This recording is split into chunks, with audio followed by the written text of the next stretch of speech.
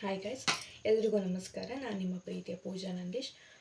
ಎಲ್ಲರೂ ಕೂಡ ಚೆನ್ನಾಗಿದ್ದೀರಾ ಅಂತ ಭಾವಿಸ್ತಾ ಇವತ್ತಿನ ಒಂದು ವಿಡಿಯೋನ ಪ್ರಾರಂಭ ಮಾಡೋಣ. ಇವತ್ತಿನ ಒಂದು ವಿಡಿಯೋ ಒಂದು ಟಾಪಿಕ್ ಏನಂತಂದರೆ ಕುಂಭಮೇಳ, ಮಹಾಕುಂಭಮೇಳ. ಇದ್ರ ಬಗ್ಗೆ ಹಲವಾರು ಡೀಟೇಲ್ಸ್ಗಳು ನಾನು ನಿಮಗೆ ತಿಳಿಸ್ಕೊಡ್ಲಿಕ್ಕೆ ಈ ಒಂದು ವಿಡಿಯೋನ ಮಾಡ್ತಾಯಿದ್ದೀನಿ. ಎಷ್ಟೋ ಜನಕ್ಕೆ ಅನಿಸಿರ್ಬೋದು, ಎಷ್ಟೋ ಜನಕ್ಕೆ ಗೊತ್ತೇ ಇರಲ್ಲ ಮಹಾಕುಂಭಮೇಳ ಅಂದರೆ ಹೇಗೆ ನಡೆಯುತ್ತೆ, ಹೇಗಿರುತ್ತೆ ಅಂತಕ್ಕಂಥದ್ದನ್ನು ನಾವೆಲ್ಲರೂ ನೋಡ್ತಾ ಇರೋದು. ಈಗಿನ ಜನ್ರೇಷನ್ನವ್ರು ಏನಿದ್ದಾರೆ, ಎಲ್ಲ ಜನ್ರೇಷನ್ನವರು ನೋಡ್ತಾ ಇರೋದು ಇವಾಗ ಅಟ್ ಪ್ರೆಸೆಂಟ್ ಅದು ಯಾವ ರೀತಿ ನಡೀತಿದೆ ಅಂತಕ್ಕಂಥದ್ದನ್ನು ನೋಡ್ತಾ ಇರೋದು ಈಗ. ನಾವು ಯಾರು ಕೂಡ ಮುಂದೆ ನಡೆಯುವಂತಹ ಒಂದು ಕುಂಭಮೇಳಕ್ಕೂ ಇರಲ್ಲ, ಹಿಂದೆ ನಡೆದಿರುವಂತಹ ಕುಂಭಮೇಳಕ್ಕೂ ಇರಲಿಲ್ಲ. ಸೊ ಹಾಗಾಗಿ ಈಗ ಏನು ನಡೀತಾ ಇದೆ ಅಟ್ ಪ್ರೆಸೆಂಟ್ ಮಹಾಕುಂಭಮೇಳ, ಅದನ್ನು ಎಲ್ಲರೂ ಕೂಡ ಹೋಗಿ ವಿಸಿಟ್ ಮಾಡಿ, ಆದಷ್ಟು ವಿಸಿಟ್ ಮಾಡಿ ಎಲ್ಲರೂ ಕೂಡ ಪ್ರಯತ್ನಿಸಿ. ಅದು ಒಂದು ತುಂಬ ಪುಣ್ಯವಂತರು. ಈ ಒಂದು 2025ರಲ್ಲಿ ಆ ಒಂದು ಮಹಾಕುಂಭಮೇಳ ನಡೀತಾ ಇದೆ. ಅಟ್ ಪ್ರೆಸೆಂಟ್ ನಾವೆಲ್ಲರೂ ಬದುಕಿದ್ದೀವಿ ಅಂತಂದರೆ ಆ ಮಹಾಕುಂಭಮೇಳನ ಹೋಗಿ ಕೆಲವಷ್ಟು ಜನಕ್ಕೆ ನೋಡಲಿಕ್ಕಾಗಲ್ಲ. ಅಂದರೂ ಆ ಮಹಾಕುಂಭಮೇಳ ಅವರು ಇರುವಂತಹ ವರ್ಷದಲ್ಲಿ ಅದು ನಡೀತಿದೆ ಅಂದರೆ ನಾವೆಲ್ಲರೂ ಪುಣ್ಯವಂತರು ಅಂತಲೇ ಹೇಳ್ಬೋದು. ಓಕೆ, ನಾವು ಮೇಯ್ನ್ ಕಾನ್ಸೆಪ್ಟಿಗೆ ನಾವೇನು ಈ ಒಂದು ಟಾಪಿಕ್ ತೊಗೊಂಡಿದ್ದೀವಿ, ಸೊ ಆ ಟಾಪಿಕಿಗೆ ಬರೋಣ. ಸೊ ಎಲ್ರಿಗೂ ಒಂದು ಕ್ವಶನ್ಸ್ ಇರುತ್ತೆ, ಮಹಾಕುಂಭಮೇಳ ಅಂದರೆ ಏನು, ಅದು ಯಾಕೆ ನಡೆಯುತ್ತೆ, ಯಾವ ವರ್ಷ ನಡೆಯುತ್ತೆ, ಯಾವ ಸ್ಥಳದಲ್ಲಿ ನಡೆಯುತ್ತೆ, ಅದು ಹೀಗೆ ನಡಿಬೇಕು ಅಂತಕ್ಕಂತಹ ರೂಲ್ಸ್ ಮಾಡಿದವ್ರು ಯಾರು, ಇದರ ಹಿನ್ನೆಲೆ ಏನಾದರೂ ಇದೆಯಾ, ಪೌರಾಣಿಕವಾಗಿದೆಯಾ ಅಥವಾ ವೈಜ್ಞಾನಿಕವಾಗಿದೆಯಾ ಅಂತಕ್ಕಂತಹ ಹಲವಾರು ವಿಷಯಗಳಿದೆ. ಎಲ್ಲ ವಿಷಯಗಳಿಗೂ ಕೂಡ ಇವತ್ತು ಒನ್ ಬೈ ಒನ್ ನಾನು ಆನ್ಸರ್ ಮಾಡ್ತಾ ಹೋಗ್ತೇನೆ. ಸೊ ಈ ಒಂದು ವಿಷಯನ ಯಾರು ತುಂಬ ಡೀಪಾಗಿ ಆಲೋಚನೆ ಮಾಡ್ತಾಯಿದ್ದಾರೆ ಅವರು ಈ ಒಂದು ವಿಡಿಯೋನ ಎಲ್ಲೂ ಸ್ಕಿಪ್ ಮಾಡ್ದಲೆ ಫುಲ್ಲು ಎಂಡ್ವರೆಗೂ ಕೂಡ ನೋಡಿ. ನಿಮಗೆ ಬೇಕಾಗಿರುವಂತಹ ಉಪಯುಕ್ತವಾದಂತಹ ಮಾಹಿತಿಗಳು ಈ ಒಂದು ವಿಡಿಯೋದಲ್ಲಿ ನಿಮಗೆ ಲಭ್ಯ ಇರುತ್ತೆ. ಸೊ ಮೊದಲನೇದಾಗಿ ನಾವು ಮಹಾಕುಂಭಮೇಳ ಅಂತ ಹೇಳಿದೆ. ನಿಮಗೆ ಅನಿಸಿರ್ಬೋದು, ಮೇಡಮ್ ನಾವೀಗ ಲಾಸ್ಟು ಕುಂಭಮೇಳನ ನೋಡಿದ್ವಿ, ಇದು 144 ವರ್ಷಗಳಿಗೊಮ್ಮೆ ಬರುತ್ತೆ ಅಂತ ಹೇಳಿದ್ರಿ, ಹಾಗಾದರೆ ಸುಳ್ಳ ಅಂತ ಅನ್ಬೋದು. ನೋ, ಅದು ಫಸ್ಟು ನಾನು ನಿಮಗೆ ಸಂಪೂರ್ಣವಾಗಿ ಹೇಳ್ತೀನಿ ನೋಡಿ. ಮೊದಲು ನಮಗೆ 3 ವರ್ಷಕ್ಕೊಮ್ಮೆ ಕುಂಭಮೇಳ ಅಂತ ನಡೆಯುತ್ತೆ, 6 ವರ್ಷಕ್ಕೊಮ್ಮೆ ಅರ್ಧ ಕುಂಭಮೇಳ ಅಂತ ನಡೆಯುತ್ತೆ, 12 ವರ್ಷಕ್ಕೊಮ್ಮೆ ಪೂರ್ಣ ಕುಂಭಮೇಳ ಅಂತ ನಡೆಯುತ್ತೆ. ಇನ್ನು 144 ವರ್ಷಗಳಿಗೆ ಒಮ್ಮೆಲೆ ಮಹಾಕುಂಭಮೇಳ ನಡೆಯೋದು. ಸೊ ಹಾಗಾಗಿ ಕುಂಭಮೇಳಗೂ, ಅರ್ಧ ಕುಂಭಮೇಳಗೂ, ಪೂರ್ಣ ಕುಂಭಮೇಳಗೂ, ಮಹಾಕುಂಭಮೇಳಗೂ ತುಂಬಾ ಡಿಫ್ರೆನ್ಸ್ ಇದೆ. ವರ್ಷಗಳ ಡಿಫ್ರೆನ್ಸ್ ಬರ್ತಾ ಹೋಗ್ತವೆ ಮತ್ತು ಆಚರಣೆಗಳು ಕೂಡ ಅಷ್ಟೇ ರೀತಿಯಲ್ಲಿ ಡಿಫ್ರೆನ್ಸ್ ಬರುತ್ತೆ. ಸೊ ಇದು ನಿಮಗೆ ಏನು ಕನ್ಫ್ಯೂಷನ್ ಇದೆ ಇದನ್ನು ಫಸ್ಟು ನೀವು ಕ್ಲಿಯರ್ ಮಾಡ್ಕೊಳ್ಳಿ. ಸೊ ಈಗ 2025ರಲ್ಲಿ ಮಹಾಕುಂಭಮೇಳ ನಡೀತಿದೆ. ಇನ್ನು ಬರೋದು 144 ವರ್ಷಗಳಿಗೆ ಅಂತಂದರೆ 2169, ಆವಾಗಲೇ ಅದು ಬರೋದು. ಅಲ್ಲಿವರೆಗೂ ನಾವು ಯಾರೂ ಬದುಕಿರೋಲ್ಲ. ಸೊ ಈಗಲೇ ಅದರ ಒಂದು ಫಲವನ್ನು ನಾವು ಪಡ್ಕೊಳ್ಳೋಣ, ಹೋಗೋಣ, ವಿಸಿಟ್ ಮಾಡಿ, ಎಲ್ಲರೂ ಕೂಡ ಹೋಗಿ ವಿಸಿಟ್ ಮಾಡಿ ನೋಡಿ ಅಂತ ಹೇಳ್ತಾ ನಾನು ನಿಮಗೆ ಹೇಳ್ತೇನೆ. ಸೊ ಇನ್ನು ಪುರಾಣದ ಪ್ರಕಾರ ಇದನ್ನು ನಾವು ನೋಡೋದಾದರೆ, ಯೂಶ್ವಲಿ ಎಲ್ರಿಗೂ ಕೂಡ ಗೊತ್ತಿರುತ್ತೆ, ಸಮುದ್ರ ಮಂಥನ ಮಾಡಬೇಕಾದ್ರೆ ಹಲವಾರು ರೀತಿಯಾದಂತಹ ದೇವತೆಗಳು ಮತ್ತು ರಾಕ್ಷಸರು ನಿಂತಿರ್ತಾರೆ. ಆ ಒಂದು ಸಮುದ್ರ ಮಂಥನ ಮಾಡಬೇಕಾದ್ರೆ ಅಲ್ಲಿ ಅಮೃತನೂ ಬರುತ್ತೆ, ವಿಷನೂ ಬರುತ್ತೆ. ಅಮೃತ ಬಂದಾಗ ವಿಷ್ಣು ಮೋಹಿನಿ ಅವತಾರವನ್ನು ತಾಳಿ ಆ ಒಂದು ದೇವಗಣಕ್ಕೆ ಮತ್ತು ರಾಕ್ಷಸಗಣ ಎರಡು ಸಪ್ರೇಟಾಗಿ ಕೂತಿರ್ತಾರೆ. ಸೊ ಆ ಸಪ್ರೇಟಾಗಿ ಕೂತ್ಕೊಂಡಾಗ ದೇವತೆಗಳಿಗೆಲ್ರಿಗೂ ಕೂಡ ವಿಷ್ಣುದೇವ ಅದನ್ನು ಅಮೃತನ ಕೊಡ್ತಾ ಹೋಗ್ತಾ ಇದ್ದಾನೆ. ಸೊ ಕೊಡ್ತಾ ಹೋಗಬೇಕಾದ್ರೆ ರಾಕ್ಷಸಗಣದಲ್ಲಿದ್ದಂತಹ ರಾಹುವಿಗೆ ಅರಿವಾಗುತ್ತೆ, ಮೋಹಿನಿ ಅವತಾರದಲ್ಲಿರೋದು ಸಾಕ್ಷಾತ್ ವಿಷ್ಣು ಪರಮಾತ್ಮ, ಹಾಗಾಗಿ ಇವು ನಮಗೆ ಕೊಡಲ್ಲ, ಅಮೃತನ ಕೊಡಲ್ಲ ಅಂತಕ್ಕಂಥದ್ದು ರಾಹುಗೆ ಅರಿವಾಗುತ್ತೆ. ಅವರು ದೇವತೆಗಳ ಒಂದು ವೇಷವನ್ನು ಬದಲಿಸಿ ದೇವತೆಗಳ ಒಂದು ಸಾಲಿಗೆ ಹೋಗಿ ಕೂತ್ಕೊಳ್ತಾನೆ. ಎಲ್ರಿಗೂ ಕೊಡ್ತಾ ಹೋಗ್ತಾ ಇರ್ತಾನೆ ವಿಷ್ಣುದೇವ. ರಾಹುಗೂ ಕೂಡ ಅಮೃತನ ಕೊಡ್ತಾನೆ.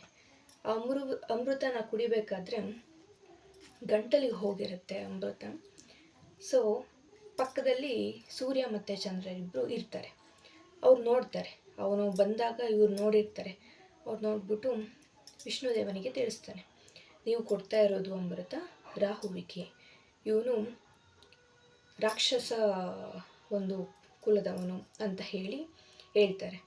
ಸೊ ಆಗ ವಿಷ್ಣುದೇವ ಮೋಹಿನಿ ಅವತಾರದಲ್ಲಿ ಏನಿದ್ರು, ಆ ಮೋಹಿನಿ ಅವತಾರದಿಂದ ವಿಷ್ಣುದೇವ ತನ್ನ ಕೋಪದಿಂದಾಗಿ ಸುದರ್ಶನ ಚಕ್ರವನ್ನು ತೆಗೆದು ರಾಹುವಿನ ಕತ್ತನ್ನು ತುಂಡರಿಸ್ತಾನೆ. ಸೊ ಬಹುಶಃ ಎಲ್ಲರೂ ಕೂಡ ದೇವಸ್ಥಾನಗಳಲ್ಲಿ ನೋಡಿರ್ಬೋದು, ತಲೆ ಭಾಗ ಒಂದಿರುತ್ತೆ ಹಾವಿಂದು, ಇನ್ನೊಂದು ಭಾಗ ಅಂದರೆ ಶರೀರ ಇನ್ನೊಂದು ಭಾಗ ಆಗಿರುತ್ತೆ. ಯೂಶಲಿ ರಾಹು ಅಂತಕ್ಕಂಥವನು ಒಬ್ಬನೇ. ಅದು ಬೇರೆ ಬೇರೆ ಮಾಡಿದಾಗ ಸುದರ್ಶನ ಚಕ್ರದಿಂದ ಏನು ವಿಷ್ಣುದೇವ ಅವರಿಗೆ ಒಂದು ತಲೆಯನ್ನು ಕತ್ತರಿಸ್ತಾನೆ, ಆವಾಗ ಎರಡು ಭಾಗವಾಗಿ ಅದು ವಿಭಾಗ ಆಗುತ್ತೆ. ಸೊ ಆಗ ಅದನ್ನು ರಾಹು ಮತ್ತು ಕೇತು ಅಂತ ಹೇಳಿ ಕರೀತಾರೆ. ಸೊ ಈ ರೀತಿ ಆದಾಗ ನಾರ್ಮಲ್ಲಾಗಿ ಎಲ್ಲ ದೇವಸ್ಥಾನಗಳಲ್ಲೂ ಇದು ನೋಡ್ಲಿಕ್ಕೆ ಸಾಧ್ಯ ಇರಲ್ಲ. ಯಾಕಂದರೆ ಶಿವನ ದೇವಸ್ಥಾನಗಳಲ್ಲಿ ಅದರಲ್ಲೆಲ್ಲನೂ ಕೂಡ ರಾಹು ಇರೋದಿಲ್ಲ. ಜಯ ವಿಜಯ ಅಂತಕ್ಕಂತಹ ಇಬ್ಬರು ದ್ವಾರಪಾಲಕರು ಇರ್ತಾರೆ. ಕೆಲವೊಂದು ದೇವಸ್ಥಾನಗಳಲ್ಲಿ ಮಾತ್ರ ರಾಹು ಕೇತುವನ್ನು ನಾವು ನೋಡಲಿಕ್ಕೆ ಸಾಧ್ಯ ಆಗೋದು. ಸೊ ಈ ರೀತಿ ಆಗುತ್ತೆ, ಕೊಡ್ತಾರೆ. ಅದಕ್ಕೆ ನೀನು ಮಾಡಿದ ತಪ್ಪಿಗಾಗಿ ಅವರು ಸುದರ್ಶನ ಚಕ್ರದಿಂದ ಅವರ ಒಂದು ತಲೆಯನ್ನು ಕೂಡ, ರಾಹುವಿನ ತಲೆಯನ್ನು ಕೂಡ ಕತ್ತರಿಸ್ತಾನೆ. ಸೊ ಇದಾದಮೇಲೆ ವಿಷ್ಣುದೇವ ಆಲೋಚನೆ ಮಾಡ್ತಾನೆ, ಇದನ್ನು ನಾನು ರಕ್ಷಿಸ್ಲಿಕ್ಕಾಗಲ್ಲ. ಸೊ ಇದನ್ನು ರಕ್ಷಿಸಲಿಕ್ಕೆ ಅಂತಂದರೆ ಇಂದ್ರನ ಮಗ ಆಗಿರ್ತಕ್ಕಂತಹ ಭರತ ಏನಿದ್ದಾನೆ ಅವನಿಂದ ಇದು ಸಾಧ್ಯ ಅಂತ ಹೇಳಿ ಈ ಒಂದು ಅಮೃತದ ಕಳಶವನ್ನು ಇಂದ್ರನ ಮಗ ಆಗಿರ್ತಕ್ಕಂತಹ ಭರತನಿಗೆ ಇದನ್ನು ಕೊಡ್ತಾನೆ. ಆ ಭರತನಿಗೆ ಇದನ್ನು ಕೊಟ್ಟಾಗ ಭರತ ಒಬ್ಬನೇ ಇದನ್ನು ಗೆಲ್ಲಲಿಕ್ಕೆ ಸಾಧ್ಯ ಆಗಲ್ಲ. ಯಾಕೆ ಅಂತಂದರೆ ರಾಕ್ಷಸರು ಏನಿದ್ದಾರೆ ತುಂಬ ಪ್ರಬಲವಾದಂಥವ್ರು. ಅವರು ಅಮೃತ ಕುಡಿದಲೇ ಇದ್ರೂ ಕೂಡ ತುಂಬಾ ಪ್ರಬಲರಾಗಿದ್ದಾರೆ. ಯಾಕಂದರೆ ಪ್ರತಿಯೊಬ್ಬರು ರಾಕ್ಷಸತ್ವವನ್ನು ಏನು ಹೊಂದಿದ್ದಾರೆ ಅವರು ಎಲ್ಲರೂ ಕೂಡ ಸುಮ್ಮನೆ ರಾಕ್ಷಸರಾಗಿರಲ್ಲ. ಪ್ರತಿಯೊಬ್ಬರೂ ಕೂಡ ದೇವತೆಗಳಿಂದ ವರ ಪಡೆದು ತುಂಬ ಪ್ರಬಲರಾಗಿರ್ತಾರೆ.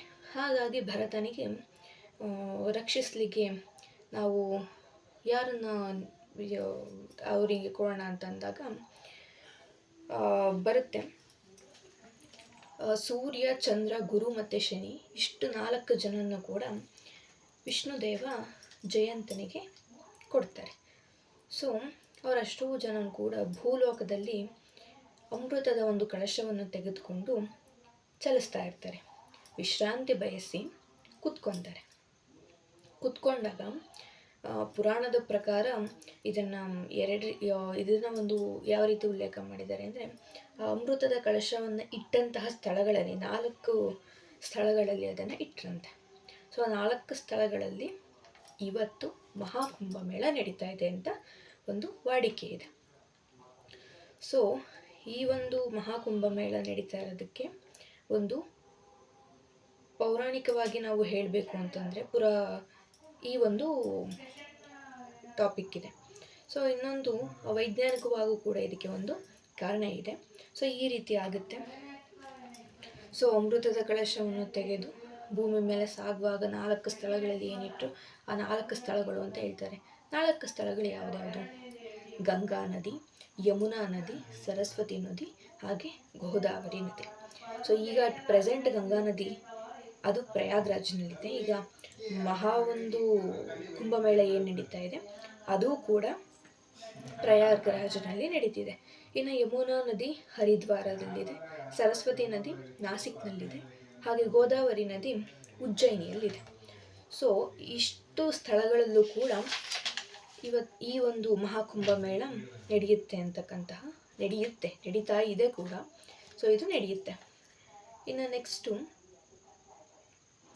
ಏಕೆ ಅವತ್ತೇ ನಡೆಯುತ್ತೆ? ಈಗ ಯೂಶಲಿ ಎಲ್ಲರೂ ಕೇಳ್ಬೋದು, ಏನಕ್ಕೆ ಅವತ್ತೇ ನಡೆಯುತ್ತೆ, ಆ ಡೇಟ್ ಅಂತ ಹೆಂಗೆ ಮೆನ್ಷನ್ ಮಾಡ್ತಾರೆ? ನೀವು ಹೇಳ್ಬೋದು 144 ವರ್ಷಗಳಿಗೆ ಅಂತ ನೀವು ಹೇಳ್ಬೋದು. ಡೇಟ್ ಹೆಂಗೆ ಗೊತ್ತಾಗುತ್ತೆ ಅಂದರೆ 144 ವರ್ಷಗಳಿಗೆ ಅಂತ ಅಂದಮೇಲೆ ಸೊ ಅವತ್ತು ಜನವರಿ 13ಕ್ಕೆ ಬರುತ್ತಾ 14ಕ್ಕೆ ಬರುತ್ತಾ ಅಥವಾ 29ಕ್ಕೆ ಬರುತ್ತಾ ಅಂತ ನೀವು ಕೇಳ್ಬೋದು. ಸೊ ಅದಕ್ಕೆ ಒಂದು ಕಾರಣ ಇದೆ. ಏನು ಅಂತಂದರೆ ಜನವರಿ 29ನೇ ತಾರೀಕು ಮಾಘ ಅಮಾವಾಸ್ಯೆ ಅಂತ ಕರೀತಾರೆ. ಈಗ ಜನವರಿ 29ನೇ ತಾರೀಕು ಏನು ನಡೀತು ಅದು ಮಾಘ ಅಮಾವಾಸ್ಯೆ ಅಂತ ಕರೀತಾರೆ. ಆ ಮಾಘ ಅಮಾವಾಸ್ಯೆಯಲ್ಲಿ 3 ಗಂಟೆಗಳ ಮುಂಚೆ, ಅವತ್ತಿನ 3 ಗಂಟೆಗಳ ಮುಂಚೆ ಆಕಾಶದಲ್ಲಿ ಸೂರ್ಯ, ಚಂದ್ರ, ಗುರು, ಶನಿ ಈ 4 ಗ್ರಹಗಳೇನಿದೆ ಇವಿಷ್ಟು ಕೂಡ ಸರಳ ರೇಖೆಯಲ್ಲಿ ಚಲಿಸ್ತಾವಂತೆ, ಅಂದರೆ ಕಾಣಿಸ್ಕೊಳ್ತವೆ ಎಲ್ರಿಗೂ ಆ ಒಂದು ಮಹಾ ಕುಂಭಮೇಳದಲ್ಲಿ. ಅವತ್ತಿನ ಒಂದು ದಿನ ಎಕ್ಸಾಕ್ಟ್ ಅದು ಕಾಣಿಸ್ಕೊಳ್ಳುತ್ತೆ. ಸೊ ಇನ್ನು ಅದು ಆ ರೀತಿ ಸರಳ ರೇಖೆಯಲ್ಲಿ ಕಾಣಿಸ್ಕೋಬೇಕು ಅಂತಂದರೆ 144 ವರ್ಷಗಳು ಕಾಯಬೇಕು. ಸೊ 144 ವರ್ಷಗಳಿಗೆ ಈ ರೀತಿ ಸರಳ ರೇಖೆಯಲ್ಲಿ ಯಾವಾಗ ಕಾಣಿಸ್ಕೊಳ್ಳುತ್ತೋ ಆವಾಗ ಮಹಾಕುಂಭಮೇಳ ನಡೆಯುತ್ತೆ. ಸೊ ಇದು ಈ ರೀತಿ ಡೇಟನ್ನು ಎಂಟರ್ ಮಾಡ್ತಾ ಹೋಗ್ತಾರೆ. ಸೊ ಇದು ಮೇಯ್ನ್, ಇವತ್ತೇ ನಡೆಯುತ್ತೆ, ಏಕೆ ನಡೆಯುತ್ತೆ ಅಂತಕ್ಕಂತಹ ಒಂದು ಮಾಹಿತಿ ಇದು. ಸೊ ಇನ್ನು ಯೂಶ್ವಲಿ ಎಲ್ರಿಗೂ ಅನಿಸಿರುತ್ತೆ ಏನಕ್ಕೆ ಹೋಗಬೇಕು ನಾವಲ್ಲಿಗೆ, ಅಲ್ಲಿಗೆ ನಾವು ಹೋದರೆ ಅಲ್ಲಿಂದ ನಮಗೆ ಬೆನಿಫಿಟ್ ಏನು ಅಂತ ಕೆಲವಷ್ಟು ಜನಕ್ಕೆ ಅನ್ನಿಸಿರ್ಬೋದು. ಹೌದು, ಇದು ಗಂಗಾ ನದಿ, ಯಮುನಾ ನದಿ ಮತ್ತು ಸರಸ್ವತಿ ನದಿ ಏನಿದೆ ಈ 3 ನದಿಗಳು ಸೇರುವಂತಹ ಸ್ಥಳವನ್ನು ನಾವು ತ್ರಿವೇಣಿ ಸಂಗಮ ಅಂತ ಹೇಳಿ ಕರಿತೇವೆ. ಬಹುಶಃ ಒಂದು ಸ್ಥಳದಲ್ಲಿ ಮಿಂದೆದ್ರೆ ನಮ್ಮ ಪಾಪಕರ್ಮಗಳು ಪರಿಹಾರ ಆಗ್ತವೆ ಅಂತಕ್ಕಂಥದ್ದು ನಮ್ಮ ಪೂರ್ವಜರ ಒಂದು ನಂಬಿಕೆ. ಸೊ ಇವತ್ತಿಗೂ ಕೂಡ ಅದನ್ನು ನೆರವೇರಿಸ್ಕೊತಾನೆ ಬರ್ತಾ ಇದ್ದಾರೆ ಮತ್ತು ನಡೆಸ್ತಾನೂ ಇದ್ದಾರೆ. ಸೊ ಇನ್ನು ಮೂರು ಪವಿತ್ರವಾದಂತಹ ನದಿಗಳು, ತ್ರಿವೇಣಿ ಸಂಗಮ ಆಗಿರ್ತಕ್ಕಂತಹ 3 ನದಿಗಳಿಗೆ ಮಿಂದೆದ್ದು ನಾವು ಪಾಪಕರ್ಮಗಳನ್ನು ಪರಿಹಾರ ಮಾಡಿಕೊಳ್ಳುವಂಥ ಅವಕಾಶ ಸಿಕ್ತು. ಅದು ಒಂದು ಮಹಾ ಪುಣ್ಯ ಗಳಿಗೆಯಲ್ಲಿ ಅಂತಂದರೆ ಸೊ ಅದು ನಮ್ಮ ಸೌಭಾಗ್ಯನೇ ಹೌದು. ಸೊ ಹಾಗಾಗಿ ಅವತ್ತಿನ ದಿನ ಸಾಧು ಸಂತರಾಗಿರ್ಬೋದು, ಅಘೋರಿಗಳಾಗಿರ್ಬೋದು, ಆಮೇಲೆ ಋಷಿಮುನಿಗಳಾಗಿರ್ಬೋದು, ಪ್ರತಿಯೊಬ್ಬರೂ ಕೂಡ ಅವತ್ತು ಬಂದು ಅಲ್ಲಿ ತಮ್ಮ ಪಾಪಕರ್ಮಗಳನ್ನು ಪರಿಹಾರ ಮಾಡಿಕೊಳ್ತಾರೆ. ಹಾಗೆ ಮುಂದಿನ ಜನ್ಮದಲ್ಲಿ ನಾವು ಮನುಷ್ಯನಾಗೆ ಹುಟ್ಟು ಬರಲಿ ಅಂತಕ್ಕಂಥದ್ದನ್ನು ಕೂಡ ಭಗವಂತನಲ್ಲಿ ಕೇಳ್ಕೊತಾರೆ ಮತ್ತು ಸ್ವರ್ಗ ಪ್ರಾಪ್ತಿ ಆಗಲಿ ಅಂತ ಕೂಡ ಅದನ್ನು ಕೇಳ್ಕೊತಾರೆ. ಸೊ ಇದು ಮಹಾಕುಂಭಮೇಳದ ಒಂದು ಡೀಟೇಲ್ಸ್. ಸೊ ಎಲ್ರಿಗೂ ಕೂಡ ಈ ಒಂದು ನನ್ನ ಒಂದು ಮಾಹಿತಿ ನಿಮಗೆ ಇಷ್ಟ ಆಗಿರುತ್ತೆ ಅಂತ ಅಂದ್ಕೊಂಡಿದ್ದೀನಿ. ಇನ್ನೇನಾದರೂ ಈ ಒಂದು ಮಹಾಕುಂಭಮೇಳದ ಬಗ್ಗೆ ನಿಮಗೇನಾದರೂ ಡೌಟ್ ಇದ್ದರೆ ಕಮೆಂಟ್ ಬಾಕ್ಸ್ನಲ್ಲಿ ಹಾಕಿ. ನಾನು ಅದರ ಬಗ್ಗೆ ಕಮೆಂಟ್ ಮೂಲಕನೇ ರಿಪ್ಲೈ ಕೊಡುವಂತಹ ಚಿಕ್ಕ ಚಿಕ್ಕ ವಿಷಯಗಳಾದರೆ ಅದ್ರ ಮುಖಾಂತರ ರಿಪ್ಲೈ ಕೊಡ್ತೀನಿ. ಇಲ್ಲ ಅಂತಂದರೆ ನಾನು ನಿಮಗೆ ಒಂದು ವಿಡಿಯೋ ಮುಖಾಂತರನೇ ಆ ಒಂದು ಪ್ರತಿಯೊಂದು ನಿಮ್ಮ ಒಂದು ಸಮಸ್ಯೆಗೆ, ನಿಮ್ಮ ಪ್ರಶ್ನೆಗಳಿಗೆ ನಾನು ಉತ್ತರ ಕೊಡ್ತಾ ಬರ್ತೀನಿ. ಐ ಹೋಪ್ ಈ ಒಂದು ವಿಡಿಯೋ ನಿಮ್ಗೆ ಇಷ್ಟ ಆಗಿರುತ್ತೆ ಅಂತ ಅಂದ್ಕೊಂಡಿದ್ದೀನಿ. ಸೊ ಪ್ಲೀಸ್ ಎಲ್ಲರೂ ಕೂಡ ನನ್ನ ಒಂದು ವೀಡಿಯೋಸ್ಗಳು, ಈ ಒಂದು ಚಾನಲಿನ ವೀಡಿಯೋಸ್ಗಳನ್ನು ಪ್ರತಿಯೊಬ್ಬರು ಕೂಡ ನೋಡಿ ನಿಮ್ಗೆ ಇಷ್ಟ ಆಗೋ ರೀತಿಯಲ್ಲಿ ವೀಡಿಯೋಸ್ಗಳನ್ನು ಮಾಡ್ತಾ ಇರ್ತೀನಿ. ಸೊ ಹಾಗೆ ನನ್ನ ಒಂದು ಚಾನಲ್ ಇನ್ನೂ ಯಾರೇ ಸಬ್ಸ್ಕ್ರೈಬ್ ಮಾಡ್ಕೊಂಡಿಲ್ಲ ಪ್ಲೀಸ್ ಎಲ್ಲ ಸಬ್ಸ್ಕ್ರೈಬ್ ಮಾಡ್ಕೊಳ್ಳಿ. ಪಕ್ಕದಲ್ಲೇ ಇರುವಂತಹ ಬೆಲ್ ಐಕನ್ನು ಕೂಡ ಮರೆಯದೇ ಪ್ರೆಸ್ ಮಾಡಿ, ಲೈಕ್ ಮಾಡಿ, ಶೇರ್ ಮಾಡಿ, ಕಮೆಂಟ್ ಮಾಡಿ ಅಂತ ಹೇಳ್ತಾ ಇವತ್ತಿನ ಒಂದು ಟಾಪಿಕ್ನ ನಾನು ಮುಗಿಸ್ತಾ ಇದ್ದೀನಿ. ಸೊ ಮತ್ತೆ ಒಂದು ಟಾಪಿಕ್ನ ಮೂಲಕ ನಿಮ್ಮ ಹತ್ರ ಬರ್ತೀನಿ. ಸೊ ಅಲ್ಲಿವರೆಗೂ ನೀವು ನನ್ನನ್ನು ಮಿಸ್ ಮಾಡ್ಕೊತಾ ಇರಿ ಅಂತ ಹೇಳ್ತಾ ಎಲ್ರಿಗೂ ಕೂಡ ನಮಸ್ಕಾರ, ಶುಭರಾತ್ರಿ, take care, love you all, bye.